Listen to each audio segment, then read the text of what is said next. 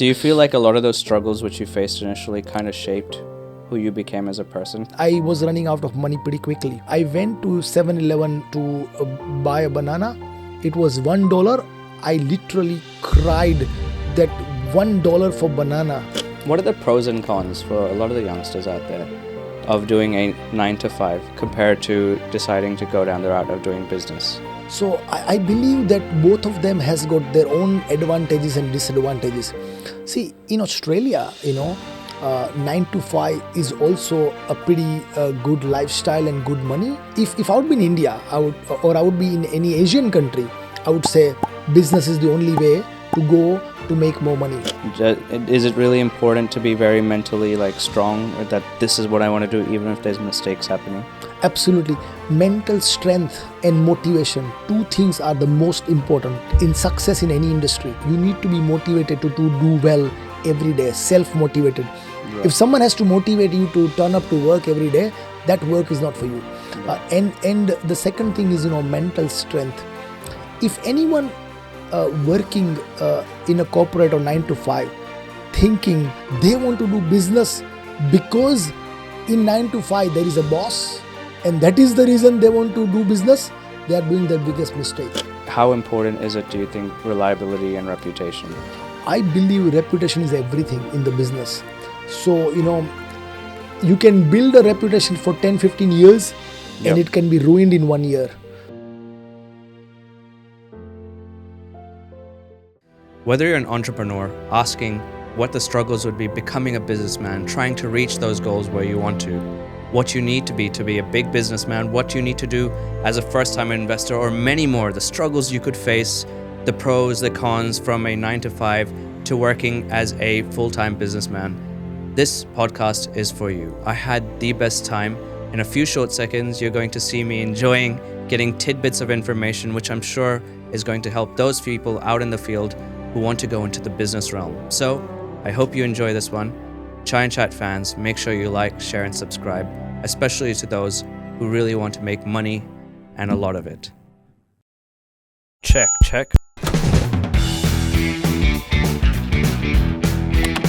Are we ready?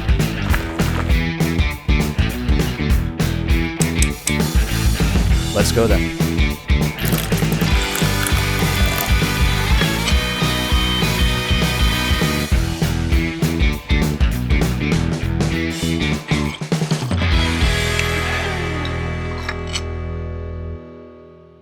Hi, I'm Zain Chams, and welcome to Chai and Chat with Chams. Today, ladies and gentlemen, we have a special guest, someone who I've got to see and have the opportunity to see grow from an entrepreneur to a businessman, widely recognized across Brisbane. I know that we have had a lot of questions about, we've had dancers and artists and singers, but what about those in the business field? What about those questions which we want to know about what to do, what to invest in right now? And I can think of no better gentleman than the guest we have today. Welcome, Mr. Aziz Popat. Thank you, Zain. Thank you for inviting me. No, thank you so much for coming. Before we begin, usually we always ask our guests to introduce themselves, but introduce themselves to someone, say it is a 18-year-old boy, out of high school and stuff. How would you introduce yourself to him? Well, if 18 years old, I would like to relate myself when I was 18 years old. And at that time, I was very much passionate about, art, dance, culture, cricket. And I'm still very passionate about arts and culture, and that's how we connected, I believe. Yeah. And at that time, I didn't know where life is going to take me. But I would like to say to 18 years old that, I'm a normal guy, who is trying their best every day, whether in business, whether at home, and when I was studying, I was doing the same thing, putting my best foot forward, then leave it to Almighty to do the rest, Yeah, and now you're incredibly successful, and I cannot wait to hear the stories. I'm sure our viewers cannot wait as well. Before we begin, I'd like to explain how this works. Basically, we divide our segment into 3 different chais. We start off with the golden chai, then we have the classic Punjabi chai, and then the 11 spice chai from our sponsors, Chai Wali, so a lovely company in Melbourne. So we have Upma, who basically, she started the company, and with a special blend the one and only in Australia, by the way, who makes chais and things. And so, yeah, a very special company which is Indian and Australian owned. Very And good. then we basically have 3 different chais, and then you tell me at the end what you feel like you enjoyed the most. Absolutely. And do you have any special relationship with chai? Is it something which you grew up drinking a lot? Well, when I was growing up, I never had a chai until I came to Australia. I never tested chai.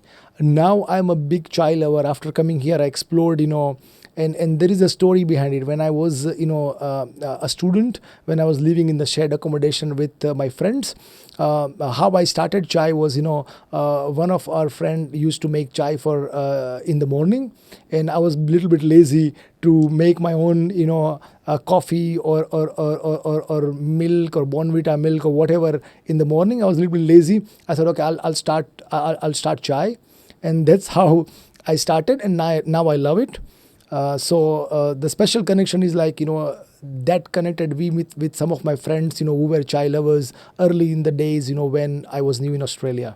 Lovely. Oh, So- wow. Okay. Well, then in that case, I'm sure we're going to hear more of these stories. Are we okay to begin with our first chai? Absolutely. Okay, so this first one is the golden chai. So is it called golden chai? Thank you.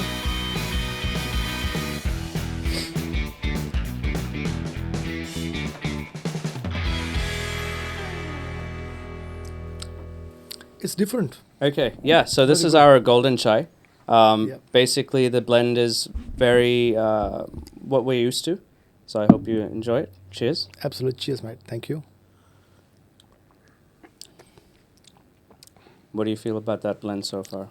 Oh, it's good. It's Yeah. something different than what I have had in the past, so it's Yeah.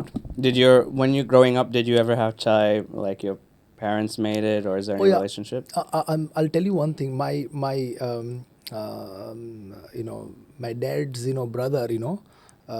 I call him Mota Papa. He is having a retail business of chai.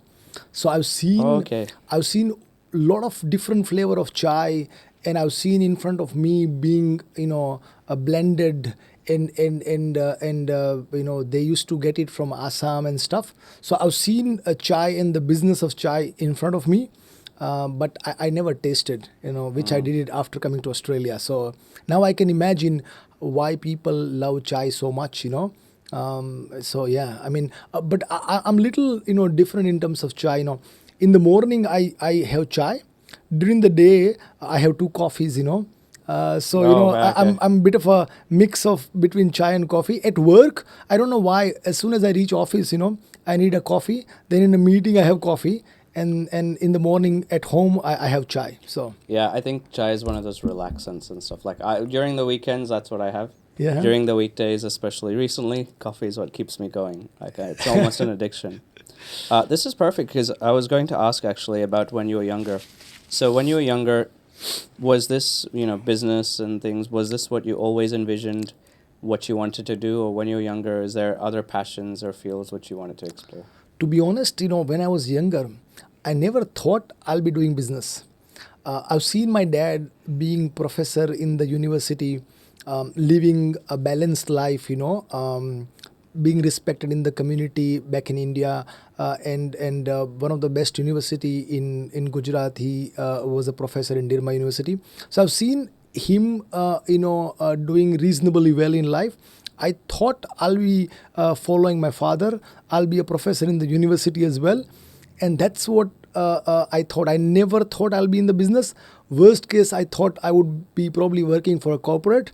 So yeah, I never thought I'll be doing a business. My brother is a professor in the University of Queensland here. My father is a professor. I'm the only one doing different than what they did. Why do you think that So- is? Why did you go down a different path? Well, after coming to Australia, I realized that, initial days when I am learning what I have studied. So, I did my electrical engineering and I did my, construction management. So, I thought I need to be in the industry, or if I be in the industry to start with, and then whenever I have got, let's say, for example, after 10 years, if I prefer to go in the university as a professor, they recognize industry experience and you can always be a professor.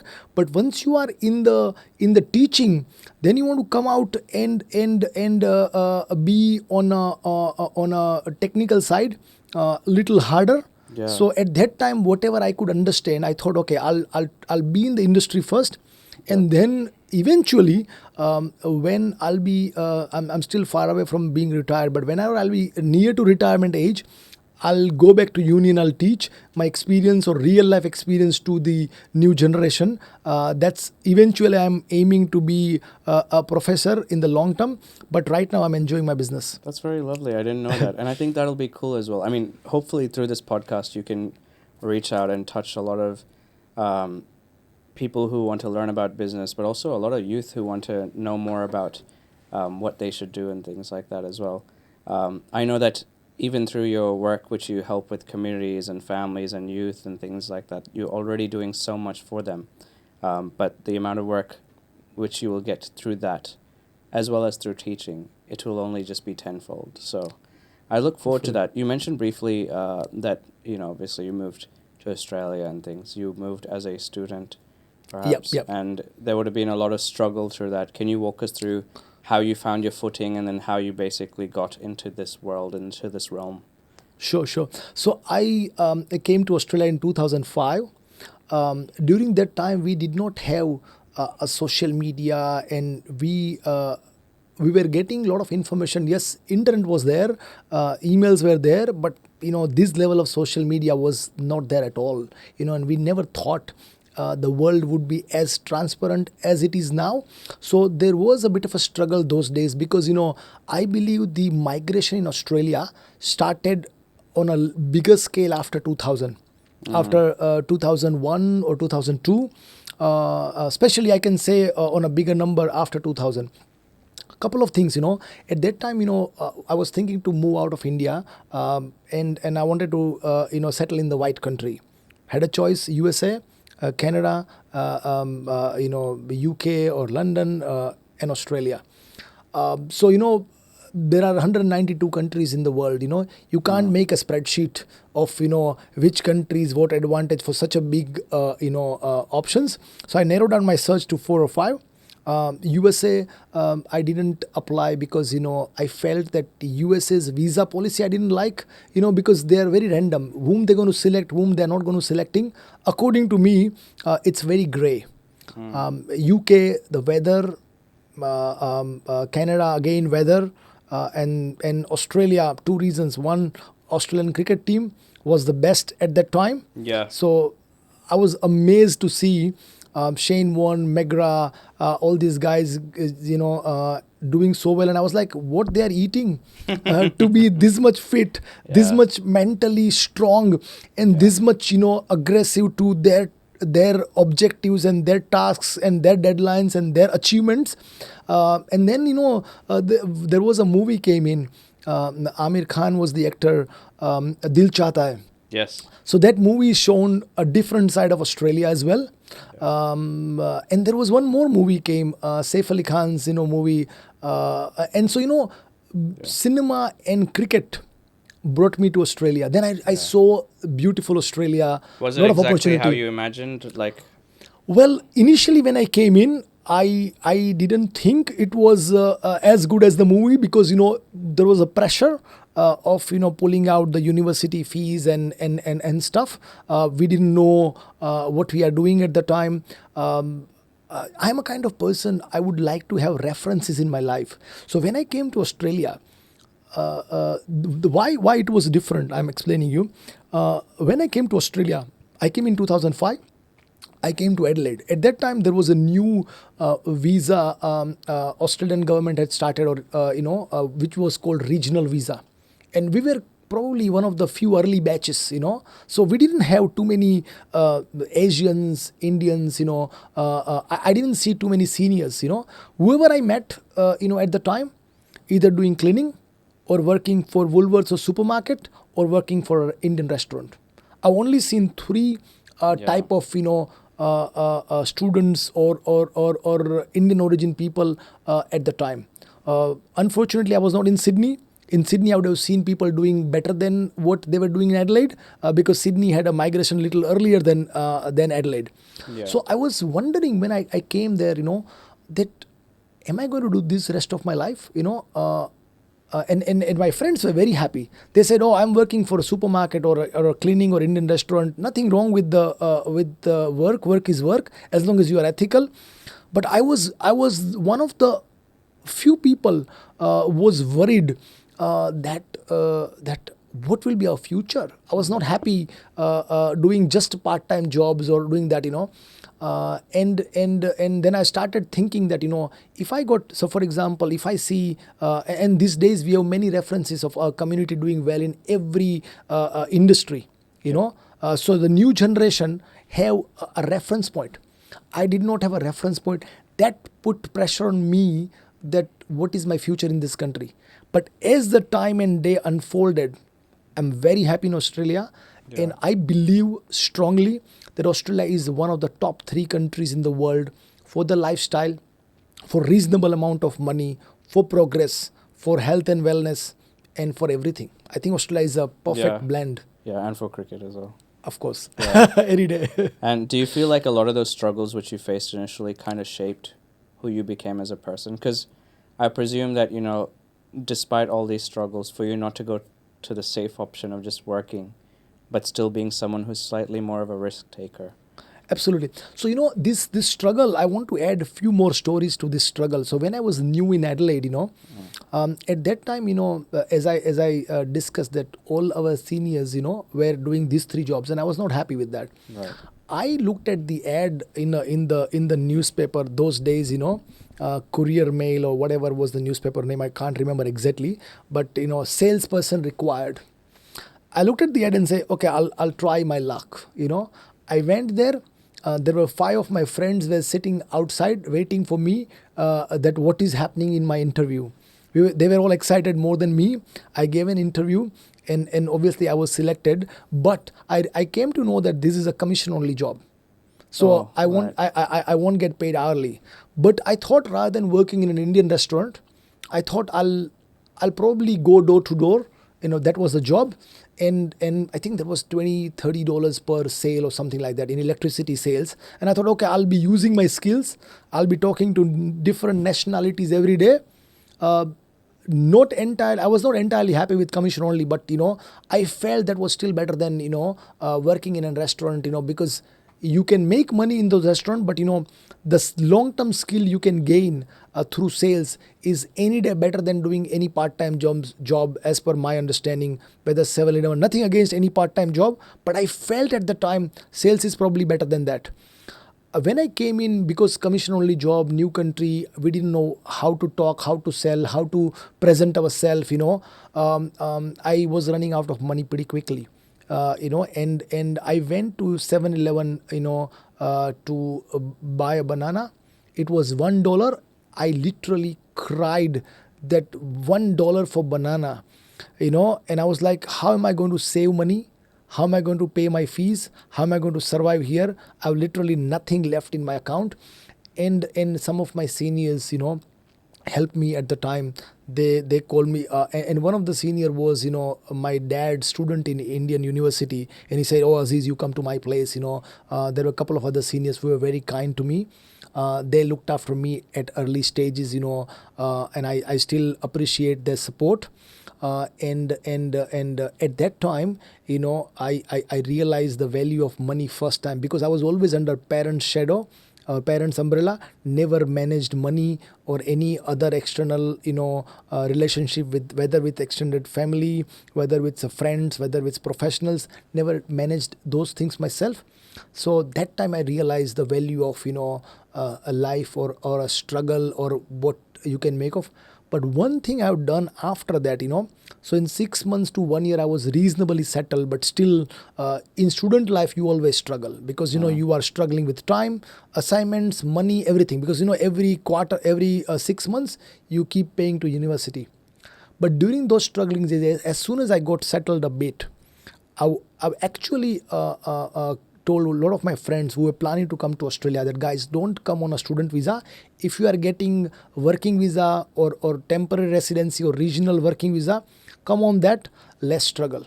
It's your choice. You come, study is always good. If you can afford it, come via that. At that time, no one knew this is an option available. So I have directly, indirectly helped a lot of my friends, and I've got probably 50 plus families stayed at my place while Wow. I was a student, while I was struggling to pull out my own rent and money. But I've helped 50 plus families at that time. I did not charge them rent or anything. Whatever I could do, and those people, wherever they are in their life, their families are giving me so many blessings. Their mother, their father, they knew the value at that time. If 3 months, 6 months, 4 months, if people don't charge you rent or anything for food, until you get a good job and until you can afford yourself, that was a big thing. And I'm very proud of what I did at the time. I didn't realize what I'm doing, but that's something which I'm very proud of at doing at during my struggle days. Yeah, because I mean, usually people are a lot more generous a lot later, but the fact that you had this instilled within you that, I need to make sure I'm still helping people, and I think that makes it very different to what most people do as well. Like when you mentioned before that you had help by all these people, and you remember it, right? Like when you were struggling, just that small things, it stays with you. So even when you make it, to the top, you're always going to be like, because of these people, because there were people who helped me along the way, it's why I got to reach to where I reach. And that also changes your outlook on life, that you make sure you help as well. And those people are also very kind to me at early stage. They appreciate what I've done for them. When I go to Adelaide, those people send Mercedes, to pick me up and stuff. So there is a positive relationship, good with my friends and the people I've grown up with. And I feel that some people have told me that you are doing too much social work. So when I left Adelaide and I moved to Brisbane, one of my friend who was concerned about me being kind, or over generous according to them, they told me, Aziz, can I give you one brotherly advice? And I remember that friend's name, and he told me, Aziz, when you go to Brisbane, do less social work and do more for yourself. Yes, he was right, that I did more social work in Adelaide compared to that. But those prayers are helping me as well. But because he was a dear friend, he was concerned about me, and he told me that, Aziz, look, focus on making money. Don't just do social work. So that's something which it goes both ways. But the moment I see those parents and they see me, they give me so much love. It becomes worth it, right? It's worth it. Yeah. I would say it's worth it. Were there times where they hurt you, perhaps, or you would have felt like, oh, this wasn't worth it? Or? Yeah, you always go through this. When you work in the community, or work closer to the community, you would always feel that, I should have avoided this. But you know what? Keep doing the right thing from your end. And you will be directly, indirectly rewarded for your ethics, for your generosity, for your hard work, and for your positivity. One always get rewarded. And I'm rewarded big time, in many ways, many ways, So I'm very happy about it, And one more thing, that interview which I gave for the sales commission only. The moment I got a job, I told, and my first boss was Mark Roberts, I told Mark, I got my friends standing outside, they are looking for a job as well. As it is a commission only job, can you give them the job as well? And he was like, I don't have to pay any base salary, and as long as you guys are happy to work, So during that time, I straight away got 5 to 6 people right. employed, when I was not sure about my own employment. Yeah, that's cool. So, I must say, I have immense respect for like sales and door knocking. I would hands down say, and I mean, this is probably more your expertise, but as a businessman or anywhere you go, you are always selling, whether you're selling a product or you're selling yourself, saying, I am the best person for this company. You're always selling, you're always negotiating.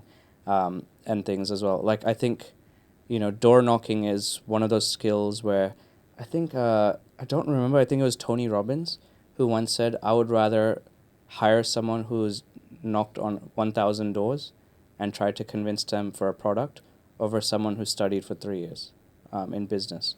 Absolutely. I'll also share one more thing actually. So this, as you rightly said, when you are selling something, you are selling yourself rather than a product.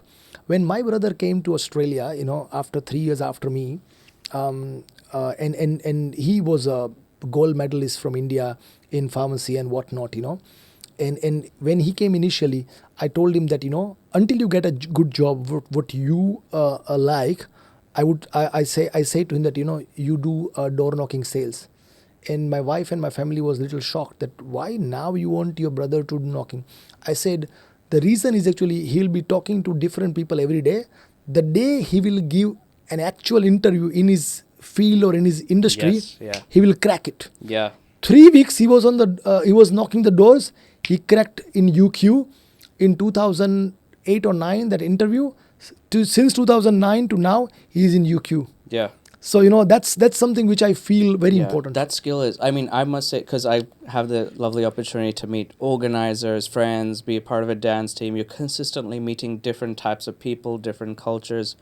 That skill which I get, where I can talk to different types of people, is perhaps the most important. It's why, I can sit down next to personalities like yourself and many others, and I feel somewhat comfortable being like, okay, look, I know that I can talk to all these different types of people and learn something. Even the youngest of young, like, it could be, 14-year-old people in my team, and you're still learning and picking up something. So I genuinely believe that, these sales is such a big, important thing, because you're interacting with different humans. You're trying to understand what they want. You're trying to sell them what they want, but also almost trying to convince them.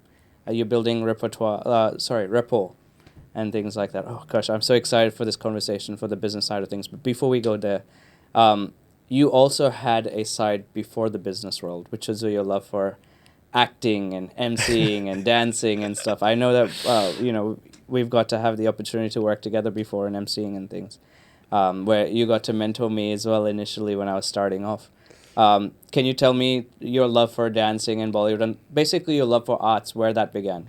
Absolutely. That came, from the obviously school days. When I was in probably third or fourth standard, I was playing drum in my school.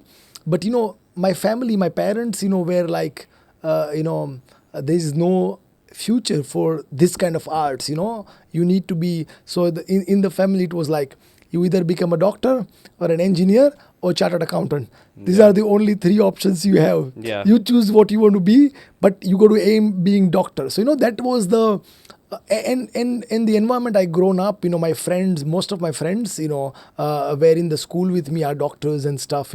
Or an engineer. Basically, then at the childhood days, I didn't explore that art as much.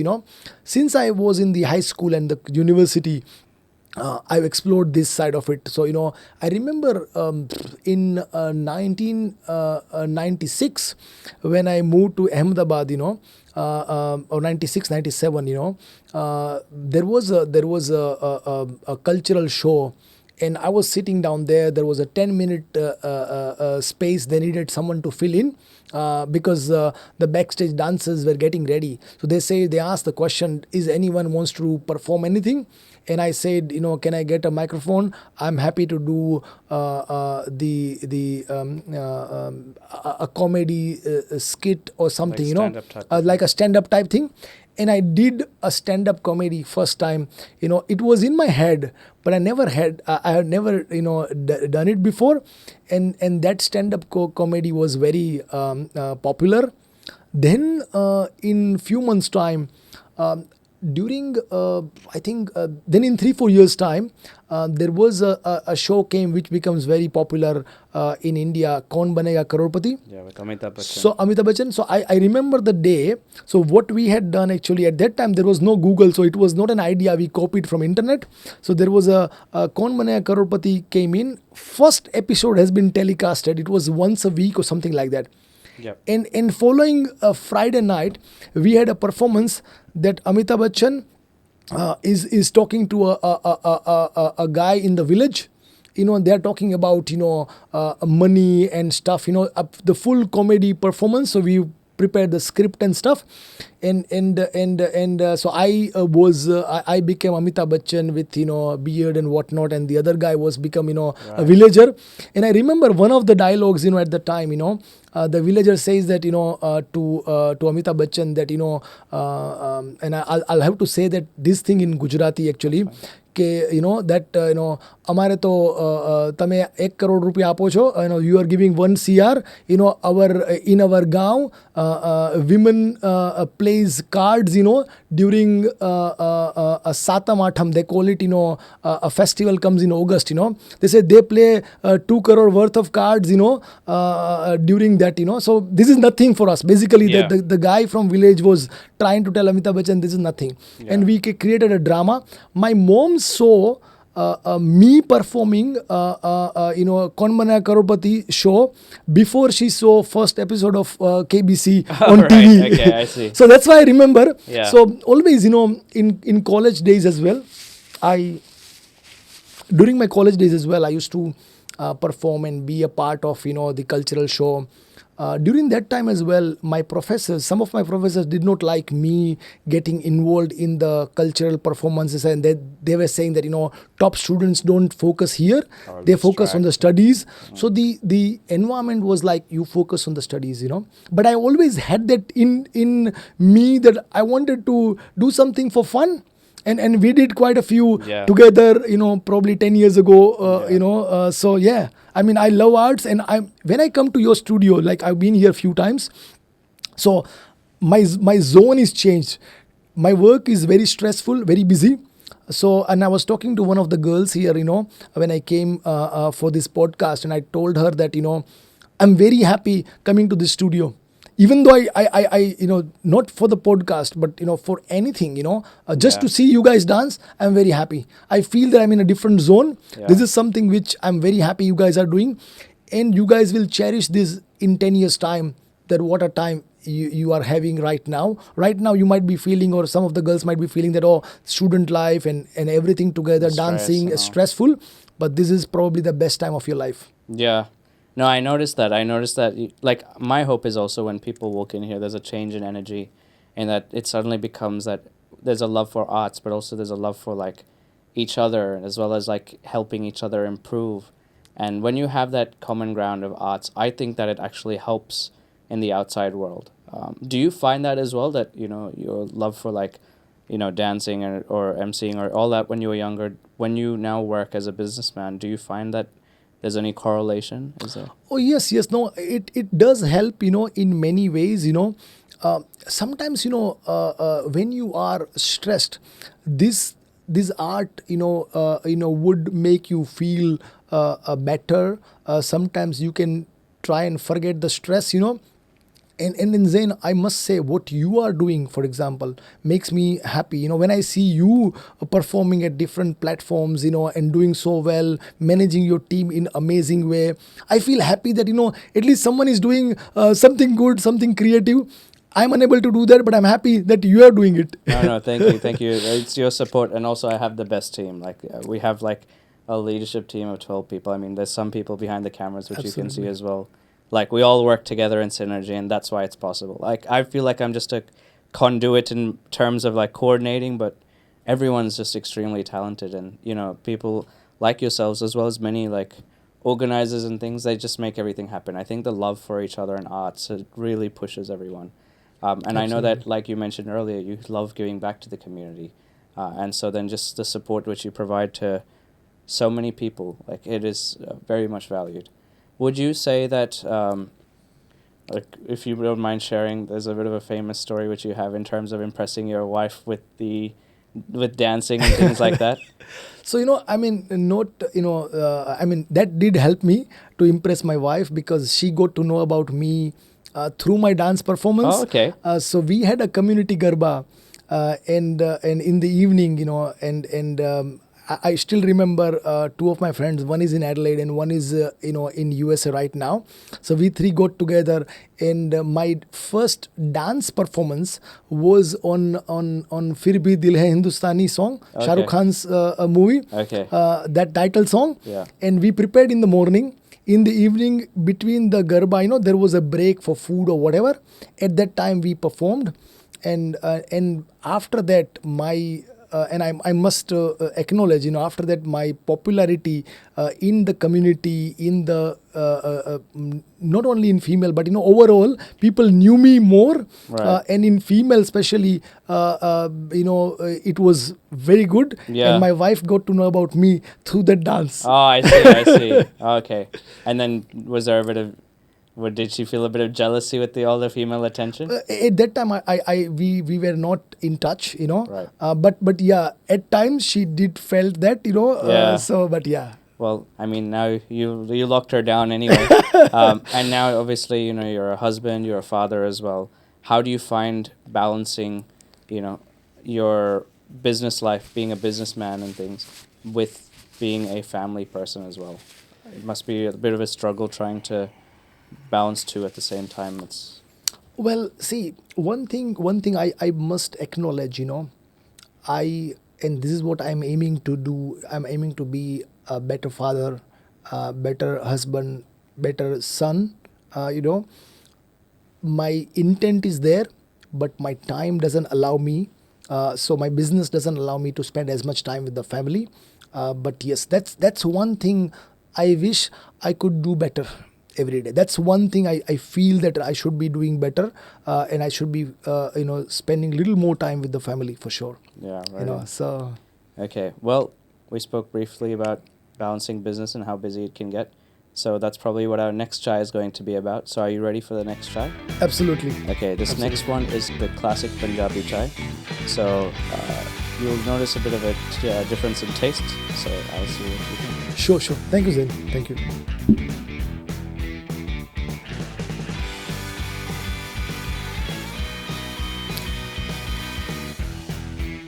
Okay, so the classic Punjabi chai. This is close to the chai I'm having every day. Oh, okay. So yeah, but it has got a different spice in it, Yeah, so there's a bit of fennel and things. You can see the different blends which we have available. Yep. So this one, I have noticed that there have been a few guests who actually prefer this one the most. Sure. No, this is good. So, This is good. Yeah. Do you make chai yourself or? Yes.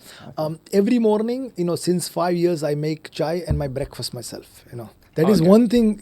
I'm not. I used to be not very good at cooking, but these days I feel cooking is a stress releasing exercise. I Yeah. love it. Okay. I'm disconnected when I'm cooking Right. with the world. Yeah, that's beautiful. I mean, I definitely. I'm terrible at cooking anything, but I think chai is the only time where I'm like, everything is away, my phone is away. I'm in love with making the chai, and then you also enjoy it a bit more Yeah. as well.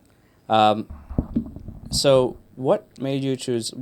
What are the pros and cons for a lot of the youngsters out there of doing a 9 to 5, and compared to deciding to go down the route of doing business? There's Sure. obviously pros and cons to both. You chose initially the 9 to 5, but then you decided that no, business is what I want to do. Sure. I did almost 12, 13 years, 9 to 5, So I believe that both of them has got their own advantages and disadvantages. See, in Australia, or in especially all the white countries, 9 to 5 is also a pretty good lifestyle and good money. So if I would be in India, I would be in any Asian country, I would say business is the only way to go to make more money. But in Australia, I believe both of them are reasonably good. 9 to 5 corporate, or jobs, would give you a security, and you would be networking with many people, bigger company, bigger staff, these, that, whatever.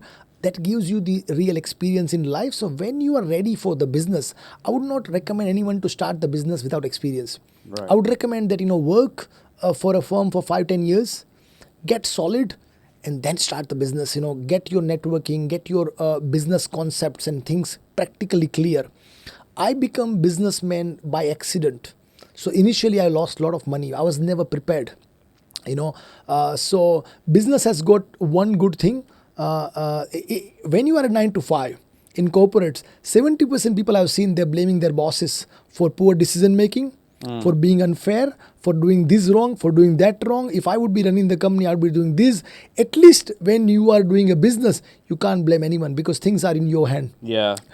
Yeah. So that's one thing, that things are in your hand. This is what driven me to the business. So, when I started my solar business in 2016-17, I was working for a company based in South Australia, a very good solar company called Zain Energy. And I've learned my solar basics from, Richard Turner, who is been awarded in 2012 Australia's best entrepreneur, and those guys are very professional, very good. So I learned my solar journey from them and implemented all their ethical practices into my solar business. So to learn from good people, professional people, those things are very important. So I would say that, I've seen couple working, very happy doing 9 to 5, both of them earning good in Australia, a good car, weekend, a good lifestyle. And I've seen people doing business very good, very successful as well. Both has their own pros and cons. One should realize one thing, not to be in two minds. So if you are doing a job 9 to 5, you should not be constantly thinking, oh, I want to do business, I want to do business. Then you won't be able to focus and live your best time while you are working for someone. Right. But once you switch, then you focus fully on the business. So I would say that, both of them, are good. You need to know what is best for you or your situation. That's what I would say. Yeah. Would you say, so then there's obviously a lot of like youngsters, 18 to 21-year-olds and things. They want to become an entrepreneur and things. Would you still suggest to them that maybe just experience like the 9 to 5 for a while? Correct. I would say that, 5 years, don't jump into business before working for 5 years. That is what I would say my rule of thumb would be, because 1 year is too less. You need to experience the cycle of change in the world versus, so you would see that, so I would say that, 5 years you work for someone before you start your business, minimum. Yeah. And the world of entrepreneurship, what enticed you? Like, I mean, I obviously got to study business management. I got to do some courses in entrepreneurship as well. And those were my favorite courses to do, actually. I know that in business management, my first class, they made us all stand up and they said, look around you. And I know that they do this in MBAs as well. They say, these people are the people you need to be friends with, because more than what you know, it's who you know as well. You need to be able to mix, because these are the people who you're going to work with, give jobs to, who are going to give you jobs, and vice versa. And then one other one advice which stuck to me as well was in an entrepreneurship class. This was, I think, a third-year course. They kept saying, fail fast, fail cheap, recover quick. Absolutely. Because you will make mistakes. You'll keep on making mistakes and things. Was there any mistakes or struggles which you found initially in your journey as an entrepreneur? Absolutely. Look, I was watching one of the interviews of Rahul Dravid, the cricketer. Yes. And for me, even though Sachin and Dravid, Ganguly, Virat Kohli, a lot of cricketers India has seen, Kapil Dev, but for me, I like Rahul Dravid the most, for his humility, for his focus, for his, ability to stand like a rock for the team. So, he said one day in the interview that, he has played probably 350 plus one-day matches. And he said he has scored 30 hundreds and maybe 50 or 80 50s. So he said 2/3 of the times I've failed to reach 50. So he said I've failed more than what I succeeded. So in any entrepreneur's journey, I believe if they are honest and open to themselves, there is always more failure than the success. But you need to, as you rightly said, you need to recover from it. You need to come out of it, and you need to believe in yourself and you need to move on. So I have tried few businesses on a smaller scale before making my solar business successful, or before making my construction business successful, or before making my real estate business successful. But I've failed quite a few before as well. And even my one of my construction company has lost a lot of money. So I've failed, commercially. Technically, we have done very well. We have built beautiful houses, but we had lost money as well. So that failure is a part of life. You need to keep moving on. You need to keep focusing ahead. What is gone is gone.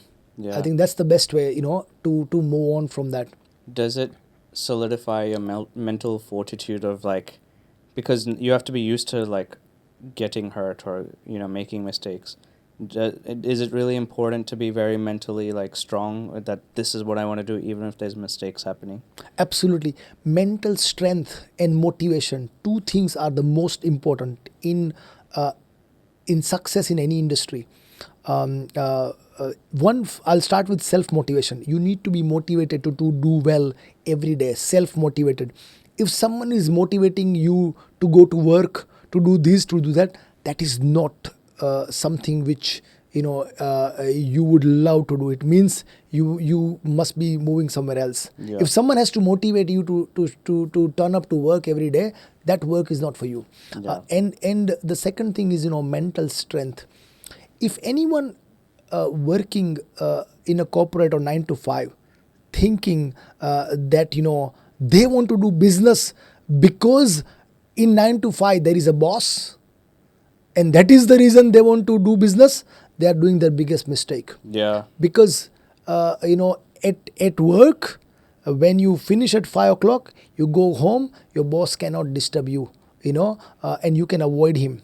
But when you are in a business, and let's say you have a business partner or other stakeholders in the business, if you don't like them, or if they don't like you and they are not telling you, that is the most difficult situation, because they are not going to give you their shares. You are not going to give them your shares, at a right price, because, that's why there is a misunderstanding. What are you going to do? So that is a bigger problem. If you, or even let's say you don't have a partner in the business, but there are stakeholders, your suppliers, your sales team, your clients, if they don't like you and they put you in trouble. So that's why to work for someone, go through that process of working with likable, non-likable, political, non-political, straightforward, complex, all type of people. You need to learn and go through that experience before you start your business. I absolutely love this, because I very much agree, because you need to be able to work with all these different personalities to then properly understand not only like what working as almost like a relationship manager, like managing all these suppliers and stakeholders, but also you're learning from them, like all the good, all the bad, that when I lead, or if I'm a businessman, I will do similar to this, or I will do differently to this. You're learning from all these experiences and different people. Do you find also, this is probably an interesting question, when you meet people, because obviously this has a lot to do with risk-taking, is it very easy for you to be like, this person seems like they're very driven, this person will do well in the business field, or? Yeah. I now, with experience, of working as a professional and working in the business with so many people, with so many different people, now I'm able to, I wouldn't use the word judge, but now I would be able to see what's going to work and what's not going to work, and who is going to work and who is not going to work. A lot of times now I'm getting it right. I've got it horribly wrong before many times. So, but yes, I can sense that, and even nothing to do with business. Even if I see people in normal life, I can tell with their efforts and experience who is going to do well, and obviously, that I've told you many times, you are one of them. I can see you being extremely popular, and your podcast, and you yourself will be very popular. I'm very confident about it, and that, Yeah. So, there are a lot of people I see, young people who are doing well, and when I see them and when I see them doing well, I do compliment them. I never miss to compliment them. One of the things I'm doing, as an entrepreneur, as a leader of the business, is, some of the bosses I worked for in the past, they were hesitant in telling, well done. because they were worried that if they tell you too many times well done, they need to give you a bigger appraisal in the pay Right. cycle. I see. Imagine us sitting in an appraisal cycle, and if I told you once every week well done, and if I don't give you an appraisal, you're going to ask me the question that, Aziz, 50 well done you told me, what's going on? You're not giving me enough I pay see. rise. I see. So I've seen leaders not appreciating because they're worried about giving pay rise. When I worked with different type of people, I have told myself that I want to stand on differently. I motivate my team very well. I look after them very well. I support them very well. Whatever I have not got from my bosses, I've tried to implement it, Yeah. in my life, and whatever good I've got from them as well, I've implemented that as well. So I think acknowledging honestly right talent is very important. Yeah. And I guess almost like you said before, like when you appreciate people who are very driven or self-motivated, more often than not, they will come back to you. They will pay you back in some way. They will, like the belief you put into someone, they tend to return it back as well with whatever success they may achieve. I think, relentless nature is perhaps the most important thing you need to achieve as much as, whether it's in the business field or in the arts or anything. I think relentlessness is perhaps, for me, it's one of my favorite, in fact, I wrote on my ring, one of my most favorite words, which is, like you said before, someone who they will work day and night to achieve what they want to achieve. And there's that risk-taking nature which they have to have as well. Do you find, because you mentioned before that, you have a lot of learnings working with all different people and things. Obviously, there were struggles as well. There would be setbacks. You feel like you can judge people or sort of see that this person has it in them to be relentless and things. Do you find that when you have to make judgments, there would have been setbacks as well in terms of choosing what sort of partner to work with, choosing what sort of stakeholders, shareholders, and that sort of thing? Sure. So one of the mistake I've done in my entrepreneurial journey is I would not call it I've chose the wrong partners, but I worked with some of the partners who had their passion and vision with some other businesses. So when their vision and your vision doesn't go together as much as you would like, the success of the business would be slowed down. They're great people, no complaints as a person, but their aspiration, their vision is not in line with maybe my vision or company's vision, and that creates an element of doubt whether we should be investing further more on XYZ or a product or people, or we should be investing in ABC. There is Yeah. always a conflict. I would say that when you choose a partner in business, because these days it's very hard to do a business only on your own. The partners will come in picture, shareholders will come in picture, stakeholders. Partners do give a business a faster success. It's like you try and throw a piece of paper, it can only go this far. But if you try a piece of paper, if you fold that piece of paper in a stone, you throw it, it'll go faster. Yeah. It will go far.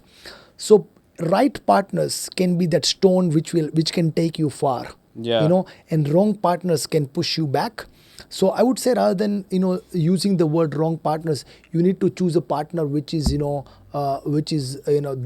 vision of both parties has to match. Yeah, almost you know, like aligned in your wavelength. in the wavelength. And then one should be having an honest discussion with the partner about a percentage of ownership, or shareholding, what would be the role of each partner in the business. So for example, let's say if there are 4 partners in the business, one is going to be full-time driving the business as a CEO.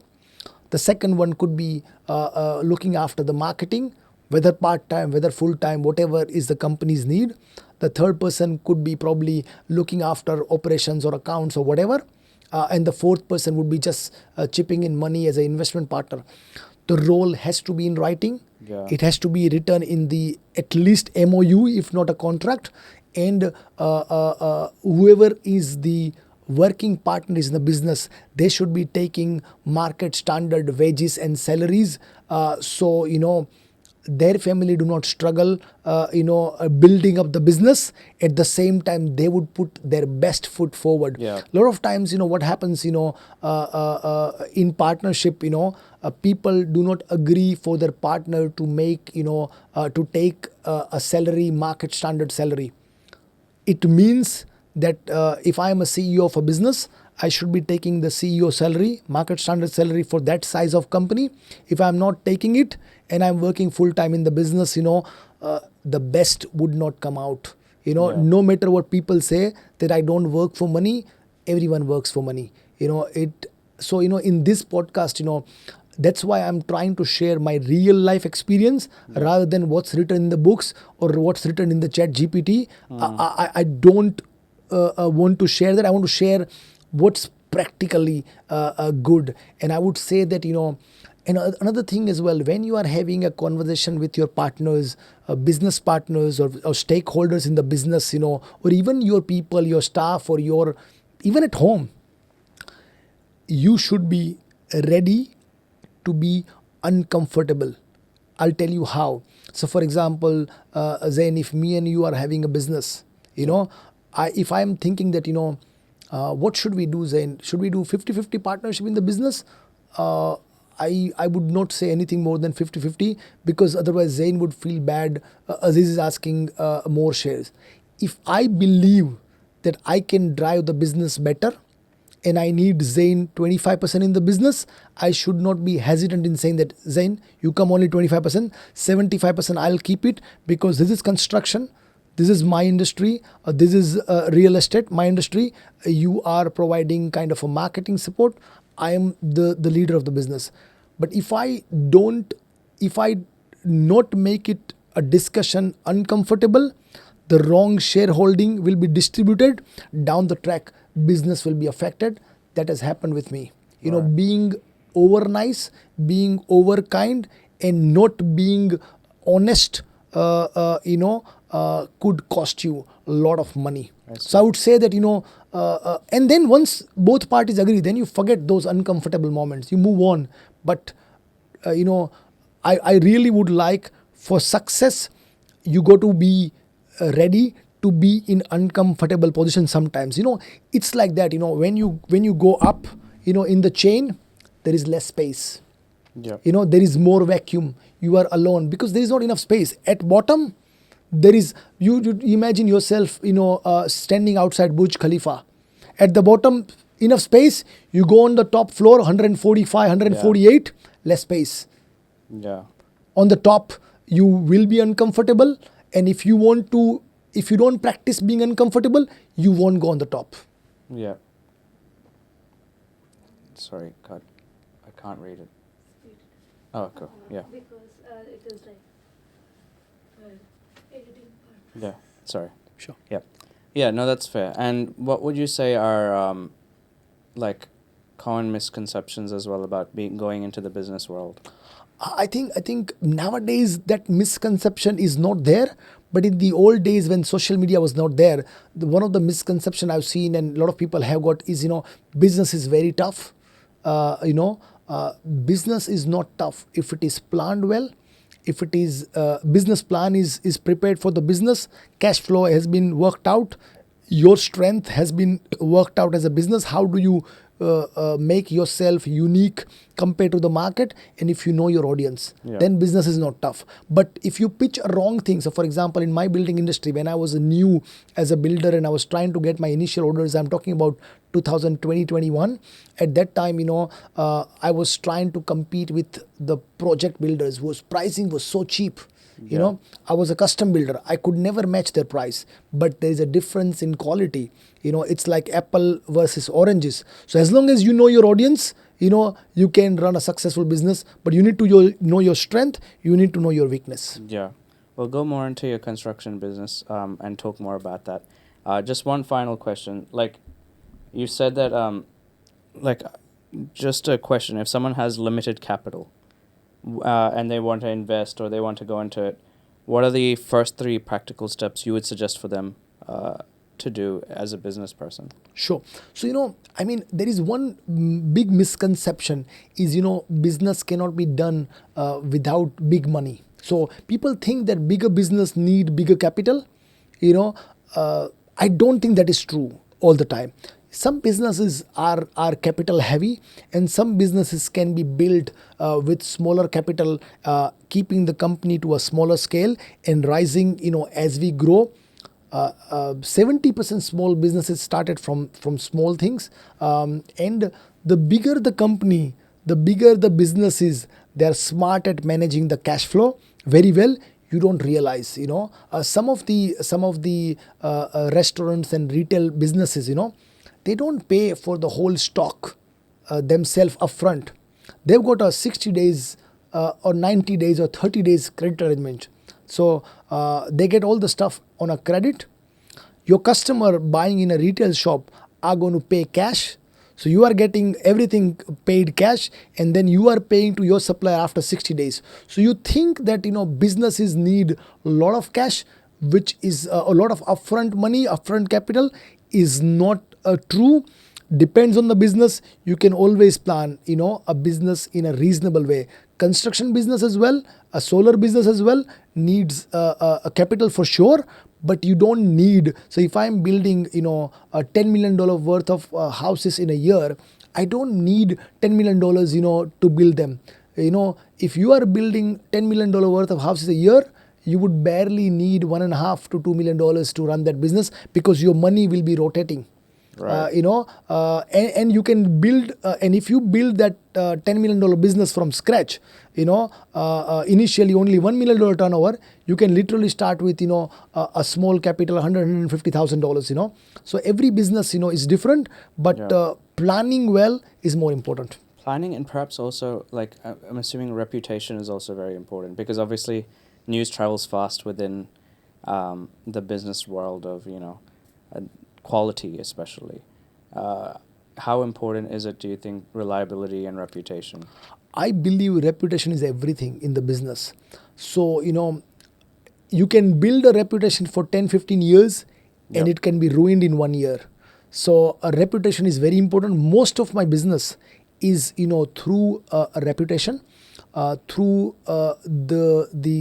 I'm not saying I'm a big brand, but whatever people know me for my honesty, my straightforwardness, by, whatever I do in a day-to-day life, a lot of my business people come to me and say, Aziz, if you are recommending, I'm signing up. Aziz, if you are there, I'm okay. If you are suggesting, I'm okay. I am flattered to see the response from the community that if you are telling me, yes, I'm signing off, and I see this every day, and that made my companies, more successful, my personal reputation, and that makes a big difference, and one should make sure that, their reputation is not at stake, that's the most important thing. Yeah, 100%. I have more questions about your business. What we're going to do is we'll go to our next chai, the 11 Spice Chai. And then after that, I'm going to ask you to share more about the business, the Sure. field you work in as well. Sure. And also talk about your companies, and feel free to discuss the names and things. So we'll go into Sure. 11 Spice Chai, 11 different spices. And I hope you like this one. This one's my personal favorite. Thank you, Zain.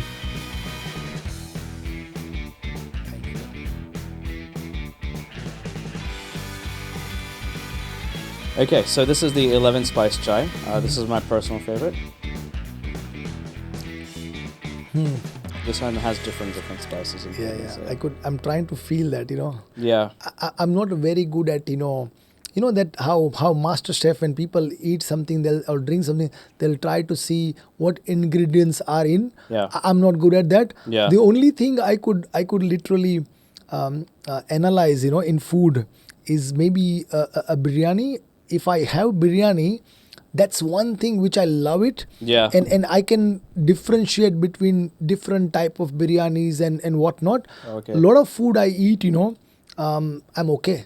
But biryani is something which I'm very specific Right. about, that, I like a certain taste and certain type and stuff, Okay, interesting. Yeah, I'm a big biryani lover as well. So, I mean, I can't even taste salt in food, so I'm really, really bad at it. But with chai, I have a particular taste where I'm like, okay, this is Yeah. something I like to have. Now, in the business field, What is it that, if you'd like to introduce sort of the business field that you work in, especially also the real estate side of things, because then my question, which is going to follow on from that, is obviously, there's a big housing crisis which is happening in Australia. What is happening in this current madness, and what is something which you would recommend to people? Sure. So first, I'll introduce my three businesses actually. One is obviously Target Solar, which is a solar company. It's a national.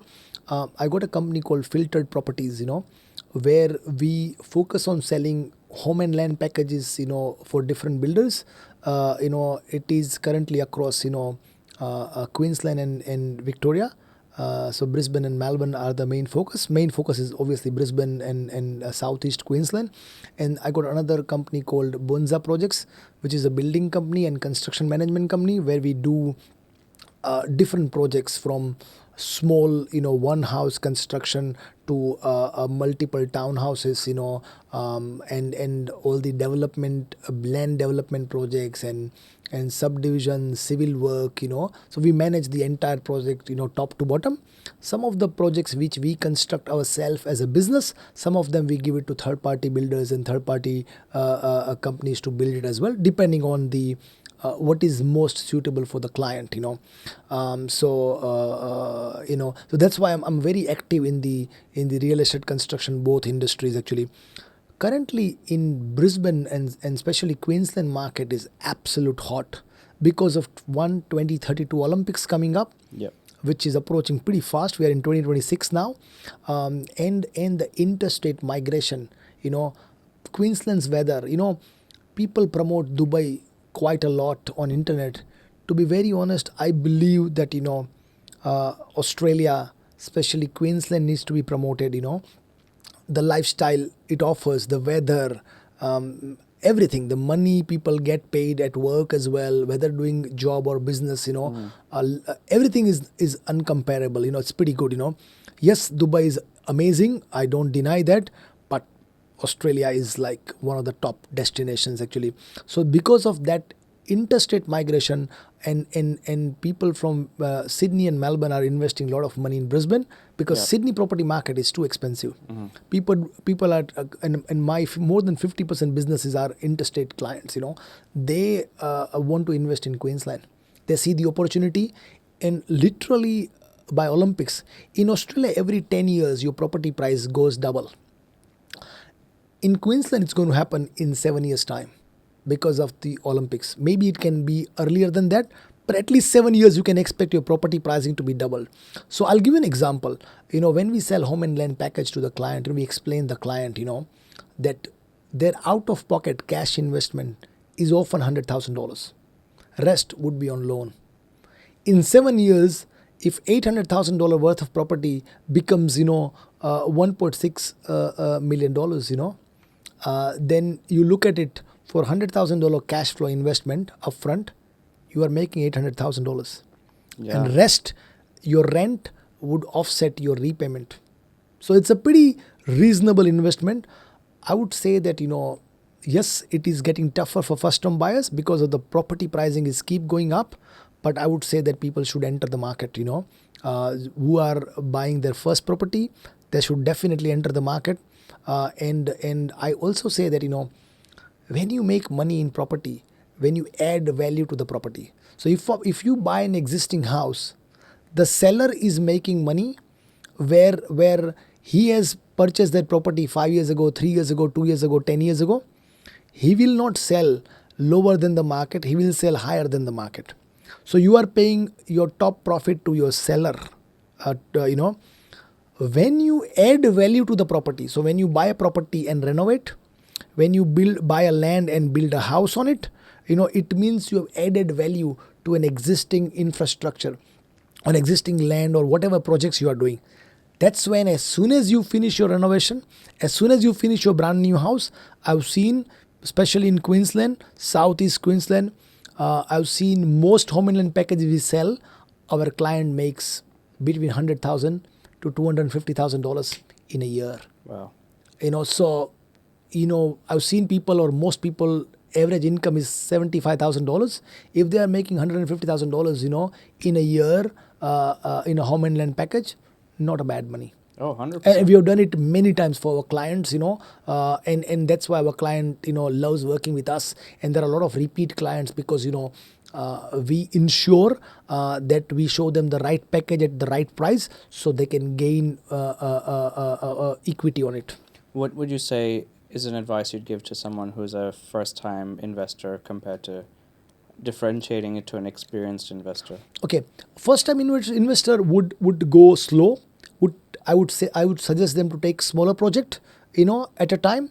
The investor who is experienced, obviously they're going to be buying a bigger project. There's a bigger profit. So my clients are from single house or single land to 39, 40 lot subdivision, medium rise apartment. I'm working on like 17, 18 plus decent size projects. Townhouses, 16 townhouses, 18 townhouses, 11 townhouses, 2 luxury houses, and 39 lot subdivision is about to be finished in Park Ridge, So I got clients, of all the size, and I work with different clients, different type of people, different groups every day. I learn a lot from them. Everyone teaches you new things, and that's what is helping me to grow. So it depends on the investor. We've got different type of options available. I got investor who says that, look, Aziz, I want to play safe. If I'm making $100,000 in my project, I'm happy. I don't want to take a chance. And I've got people coming to me saying that, look, I got $2 million cash, rest on the lawn. Can we take a big project? I want $2 million profit. So with $2 million cash input, they want $2 million profit in 2 years' time, which is kind of a 100% return on investment. It is also possible. Yeah. It depends on the project and appetite and stuff. So based on the client's requirement, we recommend them the project, based on that. I see. And would you say that the current market, how would you define it right now with obviously a lot of chats about the housing crisis and all the madness behind it? Well, in Queensland or even in Australia, the housing crises are not going to be solved overnight. Because there is a process of trades development, So if someone wants to be an electrician or a plumber, they can't do it in 6 months course, or a crash course. They need to study in the TAFE, then they need to appear as an apprentice, work for 4 years, which is a good thing. It's a quality process. That's why the construction quality in Australia is far better compared to the rest of the world. So it's not going to be sold overnight. That's why the demand is going to be there. I believe Queensland market is seeing in last 4 years or have seen one of the biggest rise. I've seen some suburbs have gone up by 100% in 4 years. Which is probably one of the best market in the country right now. If I compare that with Melbourne market is almost flat. It's probably going in a couple of percentage minus. So it's a flat trajectory. I've got clients who are telling me that, they're pulling out their money from Melbourne to invest in Brisbane because Melbourne will take, let's say, and I'm not, I'm just assuming Melbourne will take at least 2-3 years before they can come up. That's what I've been hearing from the industry. So they want to rotate their money in Queensland quickly. Every year Queensland is giving you 15% return. So they'll rotate their money for 3 years. And as the Melbourne market will go up, maybe after 2-3 years, at that time they'll invest, in Melbourne. That's the trend I've seen my clients, are going through. They're investing more in Queensland compared to Victoria. But look, you never know. Right now Queensland looks hotcake, and my clients are literally in the queue to buy properties. There are more buyers compared to the sellers in the market. That is also keeping quite imbalance. But I can confidently say the way trends are going, Queensland market is absolute hotcake right now. Right. If you had to be on the other side, so say you start from zero, you only have the knowledge which you have so far. What are the steps? What things would you do right now in the current market and with the knowledge that you have? Sure. I would recommend, no matter what your business is actually in Australia, I would recommend get into the property market early. So for example, if I would be buying from 2009-10 to 2026, 16 years, if I would be buying one property every 2 years, I would have, retired by now. You know what I mean? So, I would say that I would tell the generation that, young generation, that keep buying properties. Don't think that I don't want to take too much debt. It's not debt. You are also having the equity and whenever you want to sell, Australia's real estate or selling or banking process is so straightforward. You can sell whenever you want, So keep buying properties. That's what I would recommend. One couple working, both of them paying tax, they can claim a lot of depreciation. Business owners can claim a lot of depreciation out of brand new properties. So up to 7 years you can claim depreciation. You can build the equity in a property and use to buy the next one. So your first property is always the hardest. Your second property onwards becomes easier because your first property has generated the equity, which you can use to buy the second one. So a lot of families, are telling me that when I tell them that, look, in your next property, it'll be easier. And they're telling me, I'm struggling to buy my first one. You are talking about the second one, you are going too far. No, second one is always easy. I've got clients who have purchased 5 property in 5 years from me and 5 properties in 1 year from me. Wow. And you first property, they've pumped out money. From second property onwards, they've never pulled the money from their personal account. We've always got them through the equity of the first property. Right. So my recommendation is, you in Australia, you can be wealthy without doing the business. Couple working, if they keep buying a property in different part of Australia, depending on the size and whatever their borrowing allows, if they keep buying properties, they can be wealthy, they can be self-reliant, they can literally in 10 to 15 years, they can come off their full-time workforce if they plan it in the right way. So property is the way to go. If I would have purchased, a property, so I'll give you an example, in Mount Gravatt, even in 2016-17, the properties were available for 400,000.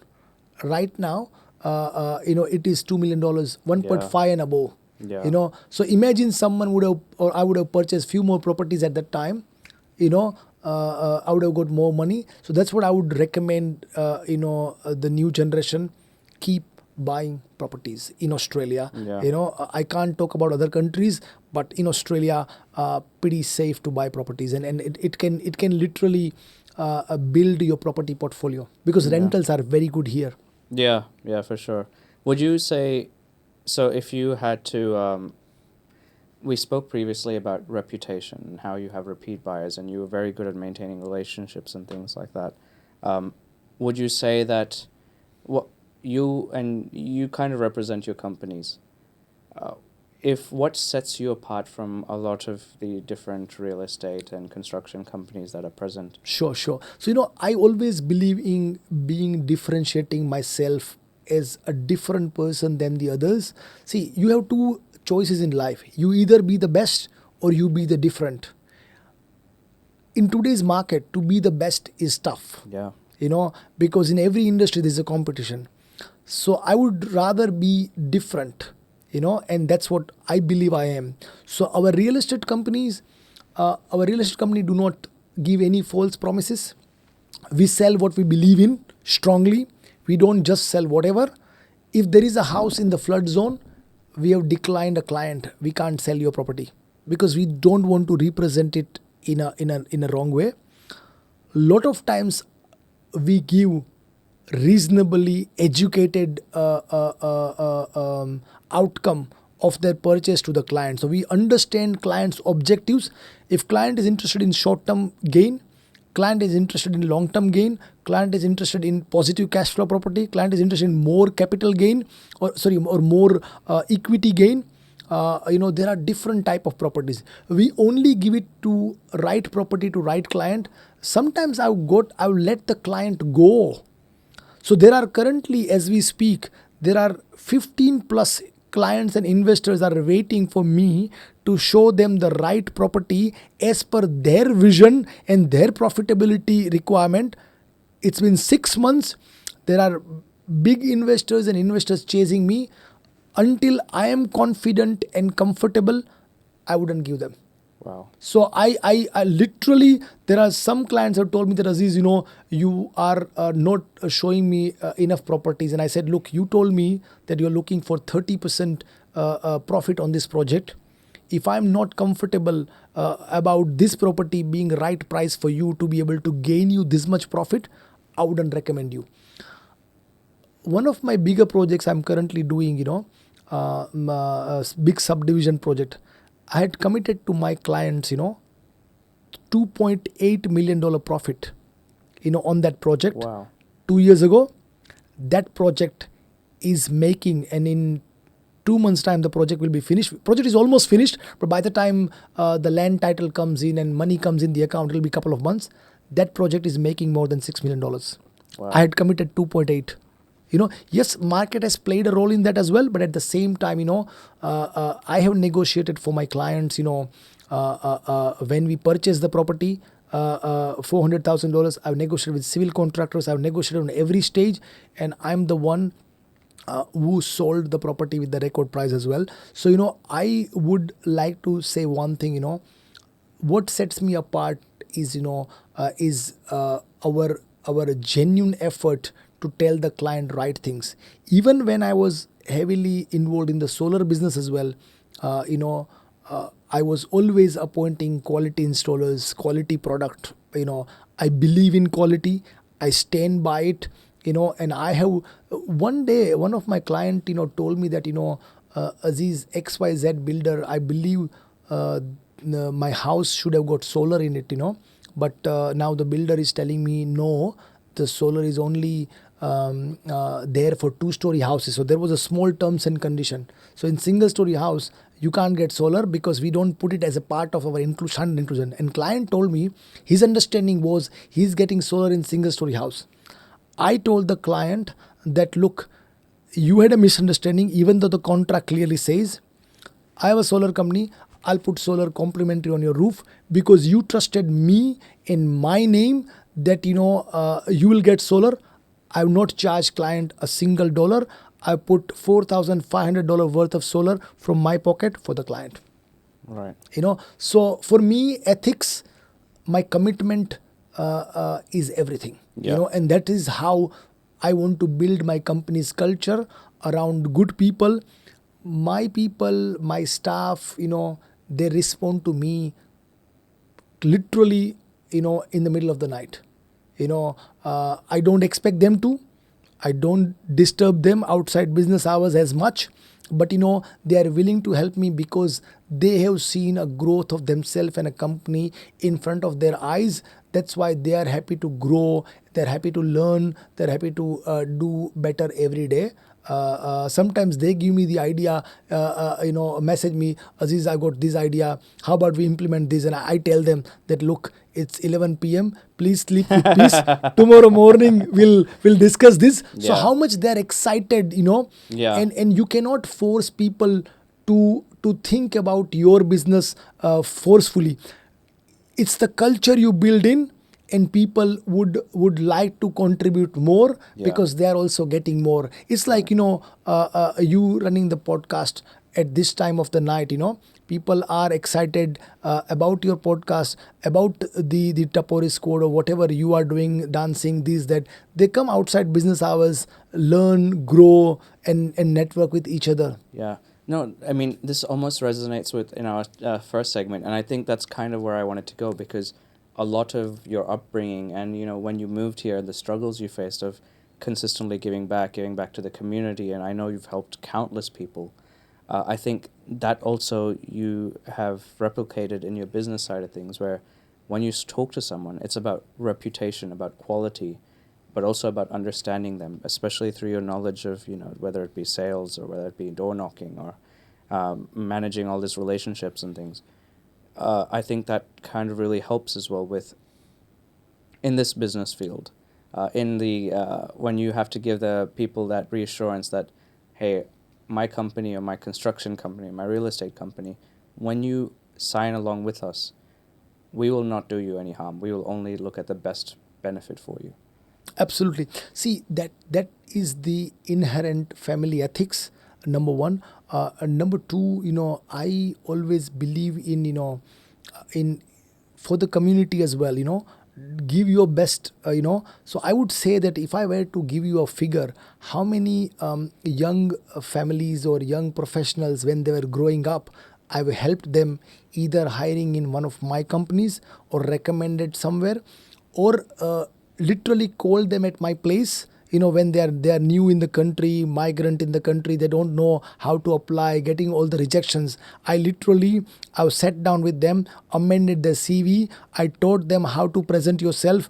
So if I'm not an accountant, but if someone is going for an accounting interview, I've literally sat down with them and say, hey, you talk about, accounts payable, receivables, these, that, whatever, focus on this element, you will get the job faster. At least 100 plus, I can confirm, it will not be 99, 100 plus young professionals who were not getting their first break in Australia, directly or indirectly, I've helped them getting a job or entering the industry. Some people wanted to change their career. So I had a guy who was an admin in one of the companies actually, and he wanted to get into more contracts management or construction management or wherever. I told him that you learn whenever, a couple of days a week when you are not working, you come and get experience with us. I'll teach you how exactly it happens. He is then after he applied, and he is currently working as one of the leaders in a big construction firm, making 300,000 plus, Wow. a year. Is a smart guy, but I actually gave him that experience to be able to go in, rather than being an admin in the company, to be able to go and say that, look, I can do contract administration. I got some experience with XYZ company, so I have actually I had a girl a couple of times as it happened. I had a girl coming in, giving interview for a project, university project. In the interview, she was literally crying. She could not speak a single word because of her lack of confidence and lack of opportunity in Australia. I have given her the opportunity to do the internship with us, and today, Right. and then she worked with us full time for a year. Now she's working for one of the good renewable energy company. You look at her personality now, you feel like she's moved from Bollywood to here. So I'm very glad that I had that opportunity to give it back to the community. And on the other hand, community has given me back a lot of things. When one of my construction company failed commercially in the past, I've recovered it very fast because of my personal reputation, and the community has been very kind to me. They've given me a lot of work. I never realized that I had to shut one and open another one. I never realized when the changeover happened. Yeah. So it works both ways, but you got to follow the process. You got to do right thing in your life, and then remaining things will be worked out. Right. Yeah. And before we wrap things up, just a question: what are like 3 pieces of advice you'd give to someone who are entering like the entrepreneurship in today's world? Okay, so one, obviously self-motivated. You got to be self-motivated. You got to have a clarity on the business plan and the strength of your business. You got to understand the structure of the business, so you don't. Some people they hesitate in talking to their friends or people who are more experienced than them. Open up, ask them the suggestions. If they suggest you right thing, if for example, if someone comes to me for any business for recommendation, I would be able to give them the genuine real recommendation based on my experience. So talk to the businessman in the community or some of the professional friends who are working in a good position in different businesses. Ask them, get their opinion. You don't have to share your secret recipe for sure. I'm not saying that give your IP to someone, but get few opinion before you land on a conclusion. So then your failure ratio will be less. So get consultation with the right people. Be brave. Don't afraid to take the decision, and don't afraid to take the risk. Yes, it has to be calculated risk, but don't afraid to take the risk. That is what I've seen a lot of my friends who are doing very well in different big companies, Yeah. but they are unable to take that step, because they are too much concerned or over worried about, business failing. But if you plan well, it won't fail. Right. Lovely. Thank you so much, Mr. Aziz, for sharing all of this knowledge and all these breadcrumbs, which I'm sure myself, a lot of the team as well, but also a lot of our viewers will be able to take on board. I'm sure a lot of our viewers are also going to probably message you and things for advice or for also, investing in, your company and things. Just as we wrap up, if you'd like to talk to the camera about, a bit more about, just slightly a bit more about your companies, and that way, they know how to reach out to you as well. Sure. So guys, if you are having, any requirement for real estate, investment in the properties, construction projects, whether individually yourself or as a part of the group, we are able to cater all your needs, towards real estate and construction. So please reach out to me, and I'm always happy to help. Even you don't have to buy from us. I'm happy to just guide, whether it's a first home buyer or an investor, voluntarily I'm happy to guide as well. It's not just about money. It's not just about business. If my experience can make a difference in your life by even 1%, I'm more than happy. So please feel free to reach out to us, whether Filter Properties or Bonza Projects, my two businesses. I'm very proud of it, and I'm always happy to help. Thank you so much. Wow. Thank you so much for, not only giving us tidbits about, the current market and things, but also just whether you're talking about entrepreneurship and the nature you need for that, but also, your struggles which you had to face, the setbacks which you have to face, and a lot more which we got to discuss in this podcast. I had a lovely time. I hope you enjoyed it too. Absolutely. I would like to wrap up with two quotes actually. One was shared to me by my brother when I was seeing a tough time. And one was shared by my father when I was growing up, So my brother told me one thing, and my mom, and he learned from my mom, that he told me when I was facing a difficult time and I was feeling stressed, and when I was thinking of, revenge, when something goes wrong with you, and the first thing as a human, you react to it. Yeah. My brother told me one thing, and I'm trying to follow that, he told me one day that kill with kindness, and that quote stuck to me. I'm genuinely trying to be kind with people, and my mom is very kind. She taught us this kindness. And my father told me very important thing, in life, he said that, there is a concept of parallel line. So if you are having a parallel line, means in professional world, if you are running parallel, you will not have conflict. The day you try to go too close in a professional world with people, there could be a conflict. So he told me that, if you want to do well in business or in life, you need to learn with whom you want to create parallel lines and with whom you will be coming inclined, So these two things have taught me a lot, and I'm following that. So yeah, that's a nail on the coffin, I must say. I think that kind of encapsulates everything we spoke about your work, but also about who you'd like to work with, who you tend to have to deal with, but also more so about how to keep giving back, how to keep on giving back to the community, whether it be the youth, whether it be people who need help, especially for someone who's been and seen so many struggles. I think that's very important, that no matter where you are in life, struggling, doing well, it's always about working with a lot of love, working with a lot of empathy, and giving back to the community. absolutely. Thank you so much, Mr. Aziz. I hope you had a lovely time on the podcast. Absolutely, Zain. Thank you for inviting me once again. Your team is lovely, and you are a very good host. I'm very happy to be here. Thank you so much for inviting. Thank you so much. Now we have this, before we go, if we can please have your autograph on this cup. Sure. And then if you can look at the camera and tell Sure. us about your experience once you're done. Sure. Thank you, Zain. Once again. Absolutely, so Zain, it was a pleasure, being on your show. I'm very happy to be invited here. It was a lovely time with you and your team. And guys, please, like, share, and subscribe with Zain's all the channels, Taporis Code, Chai and Chat with Champs. lovely to be here, and you are literally subscribing to a future star. Thank you so much. No, thank you so much, Mr. Aziz. We had a lovely time, and I'm sure we can get so much knowledge from this. And I, wish you all the best. And I'm sure the next time you're on here, we're going to be talking to someone who's a billionaire.